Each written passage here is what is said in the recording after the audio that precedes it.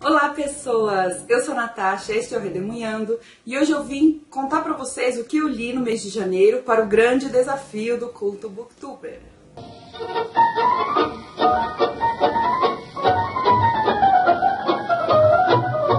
Se você não sabe o que é o grande desafio do culto Booktuber, eu vou deixar aí pra vocês o link do vídeo em que eu explico tudo.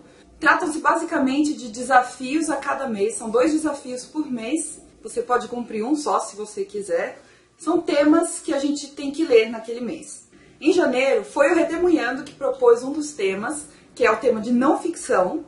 E o outro tema, que era o livro que você menos quer ler na sua estante, foi proposto pela Tamires do canal Resenhando Sonhos. E eu cumpri os 2. Para o desafio da Tamires, que eu tinha que cumprir obrigatoriamente, que era o livro que eu menos queria ler na minha estante, eu tinha 3 opções. Só que como eu ia viajar, eu acabei escolhendo o que tinha o tamanho menor, o tamanho mais compacto para eu poder levar na viagem. E esse livro foi As Bruxas de Eastwick, de John Updike. Essa edição aqui é da Companhia de Bolso.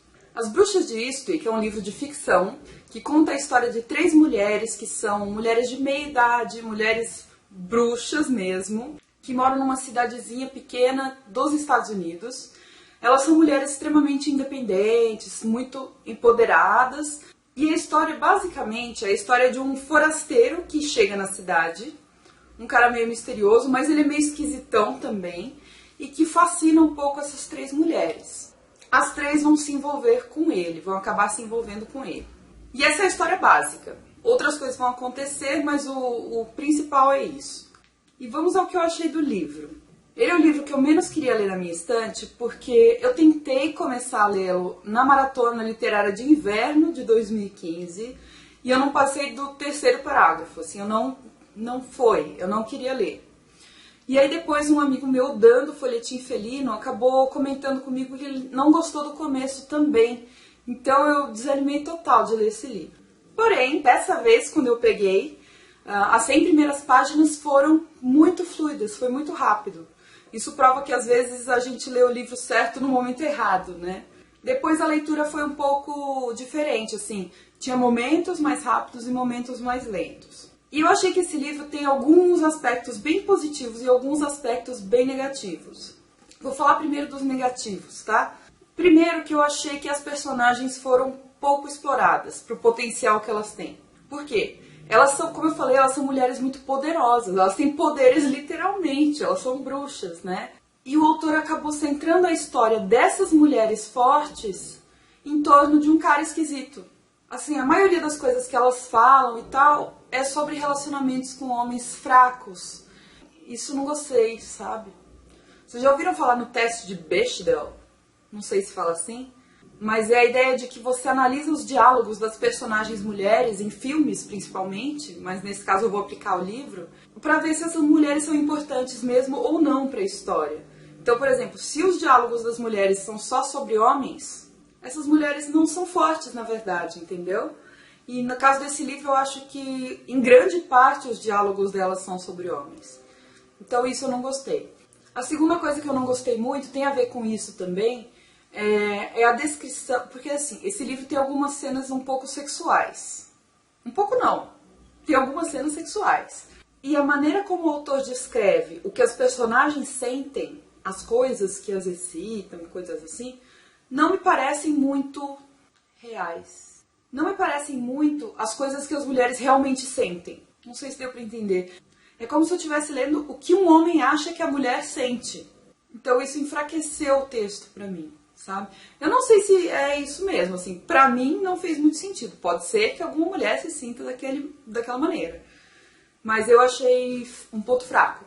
Tanto que vai ter um desafio do culto Booktuber, um tema, que é livro erótico. E eu quero ler alguma coisa escrita por mulheres, pra ver se eu acho alguma coisa diferente, algum ponto de vista diferente e com o qual eu me identifico mais, né? E o ponto forte desse livro, com certeza, é a escrita do autor. Ele escreve muito bem, muito fluidamente. E ele tem momentos que descreve muito bem a questão do feminino. Então, pra mim foi meio paradoxal, assim. Ao mesmo tempo em que ele consegue captar a essência feminina muito bem em alguns momentos, em outros não.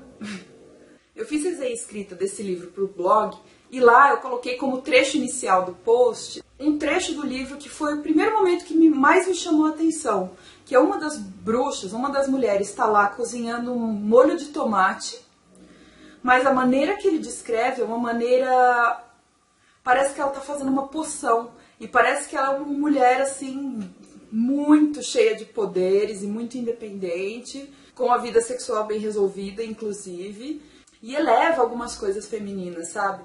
Então até o trecho é meio grandinho, mas vale a pena ler. Foi o que mais me chamou a atenção, foi o que primeiro me chamou a atenção no livro. Então essa foi a minha opinião sobre As Bruxas de Eastwick. Eu acho que a história podia ter sido mais forte e o foco nas personagens podia ter sido diferente, apesar de ter também características muito interessantes. Eu acabei dando 3 estrelas para esse livro. Não gostei do final também. O final para mim é importante e nesse caso não me satisfez. Para o meu próprio desafio de não ficção, eu li um livro que eu coloquei também na minha lista dos 16 livros para ler em 2016. Deixa eu explicar rapidinho por que eu escolhi o desafio de não ficção. Eu acho que os booktubers em geral leem pouca não ficção. E eu sinto que a gente perde tanto quando se atém a um único tipo de livro, um único gênero. Tudo bem você não gostar e não querer ler muito, mas você não ler porque não tem vontade, me parece um pouco que você não pegou ainda o livro certo daquele gênero, sabe? Eu sei porque eu tenho um pouco isso com os livros YA, os livros Young Adult, os jovens adultos, né? Eu tenho um pouco de preguiça de ficar pegando os jovens adultos, porque, sei lá, parece que a linguagem e o tema não se encaixam muito comigo. Mas de vez em quando eu me forço a pegar algum, e às vezes tem algumas surpresas boas, né?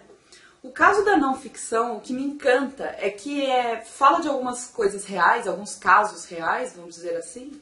E esses casos reais, em geral, são tão legais quanto coisas de ficção. Assim, são coisas tão fantásticas que você fala, gente, isso daqui podia ser um livro de ficção facilmente, sabe? A realidade pode ser tão interessante ou mais do que a ficção. E esse livro que eu li acaba corroborando um pouco essa ideia, que é o livro A Sexta Extinção, uma história não natural, da Elizabeth Kolbert, pela editora Intrínseca. Esse livro tem 300 e poucas páginas, 330 páginas mais ou menos, e é um livro de uma jornalista que está fazendo divulgação científica. Qual que é a ideia principal do livro? Que o mundo já passou por 5 extinções em massa. Extinções em massa são aquelas que acontecem num período geológico muito curto e eliminam mais de 50% das espécies. Aliás, tem algumas que eliminam 75% das espécies. Teve extinção que já eliminou 95% das espécies. Eu vou deixar um vídeo muito legal que eu vi esses dias aí embaixo sobre isso. Vou deixar o link para vocês. Então, o planeta Terra já passou por 5 extinções em massa. A grande maioria das espécies que já passou pelo planeta Terra não existe mais. E nunca mais vai existir. Porque uma vez que uma espécie é extinta, ela não se recupera. Ela não renasce de alguma maneira. E o livro trata da sexta extinção, que seria a extinção que nós estamos enfrentando agora. É uma extinção da qual nós somos vítimas, provavelmente nós seremos vítimas, e também somos os agentes principais. Os seres humanos estão causando uma mudança tão grande na atmosfera, na biosfera em geral, que isso está afetando várias espécies. O livro está dividido em capítulos. Em cada capítulo ela fala sobre uma espécie. E a partir dessa espécie, que pode ser uma espécie extinta ou ameaçada de extinção, ou uma espécie viva mesmo, ela traz alguns conceitos maiores, biológicos e ecológicos. Por exemplo, o capítulo 7 chama-se Viajando no Ácido. Nesse capítulo ela fala sobre a grande barreira de corais. Então a espécie que ela fala são os corais. E ela conta sobre a acidificação dos oceanos e da atmosfera por consequência, porque o oceano e a atmosfera trocam gases. Então ela acaba falando um pouco sobre as emissões de dióxido de carbono que os seres humanos estão fazendo, a questão do aquecimento global também. E para mim o aspecto mais legal desse livro foram as questões científicas que ela trouxe. Por exemplo, ela nos conta de onde veio a ideia de extinção. Porque quando a gente fala de ciência, não sei, não me vem à cabeça uma ideia de discussão. Vem à cabeça uma ideia de paradigmas estabelecidos. Tem um dos capítulos que ela fala como é que surgiu a ideia de extinção.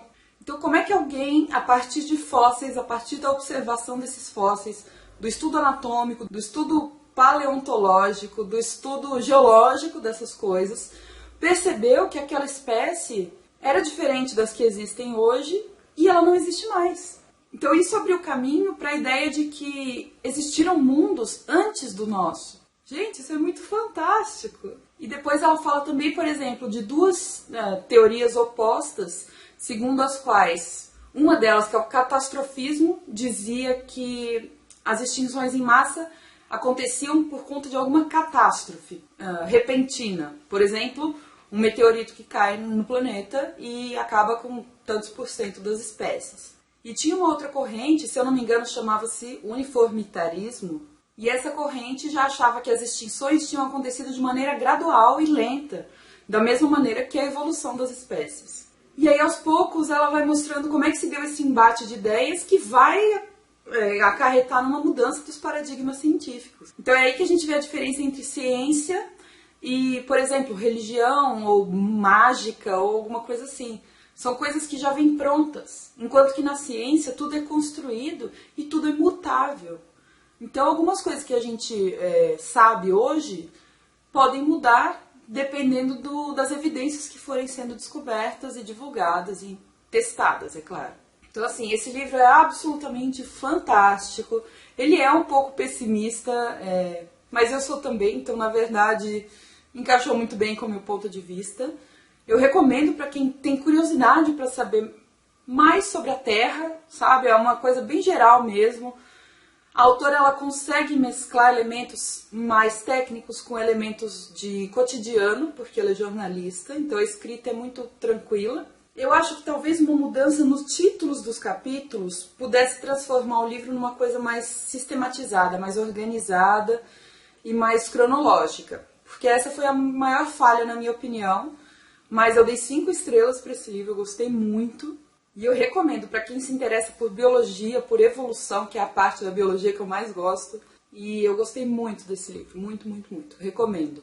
Então esses dois foram os livros que eu li para o grande desafio do Culto Booktuber do mês de janeiro. E eu já vou mostrar para vocês os que eu vou ler para o mês de fevereiro. Em fevereiro nós teremos que ler o livro de um autor nordestino.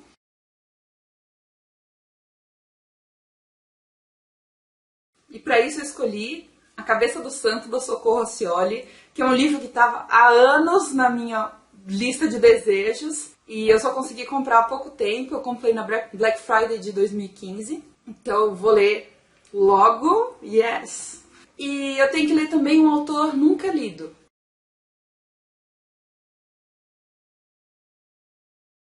E isso é fácil, porque eu não li vários autores ainda, e eu vou acabar juntando 2 projetos.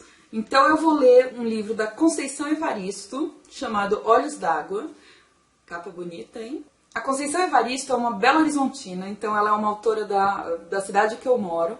E ela é uma autora negra e que morou em favela, então ela fala muito sobre essa realidade. Eu acho que deve ser extremamente interessante o livro. E esse livro se encaixa também no projeto Leia Mulheres, que aqui em BH, o próximo encontro, em fevereiro, vai ser sobre esse livro também. Então eu vou unir o útil ao agradável e vou ler para esse desafio de um autor nunca lido, a Conceição Evaristo. Olha a foto dela aqui para vocês verem. Bom, é isso. Esses 2 serão meus livros de fevereiro para o grande desafio do Culto Booktuber. Eu quero muito saber o que vocês leram e se vocês gostaram das leituras. Queria agradecer a Tamires por ter proposto esse desafio tão desafiador, que é ler o livro que você menos quer ler na sua estante. Aliás, foi um desafio muito esperto da parte dela, porque eu acho que a gente acaba indo ler esses livros com a expectativa mais baixa. Então a tendência é que a gente goste mais deles do que se fosse ler com muita sede ao pote, né? Então valeu, Tamires, eu gostei muito do seu desafio. Espero que você tenha gostado do meu também. E vocês todos que estão participando, se você quiser participar do grande desafio do Culto Booktuber, fique à vontade. A gente tem um grupo no Facebook onde são postados todos os desafios. A gente comenta os livros que a gente está lendo, indica para outras pessoas. Então, se você quiser, eu vou deixar o link aí embaixo do grupo. É só pedir autorização que a gente deixa vocês entrarem. Deixa um joinha aí embaixo se você gostou do vídeo. Me conta aí se você já leu algum desses dois. Se você quiser, tem resenha escrita dos dois no blog, que tá uma coisa mais organizada. E a gente se vê no próximo vídeo, tá bom? Beijo, tchau!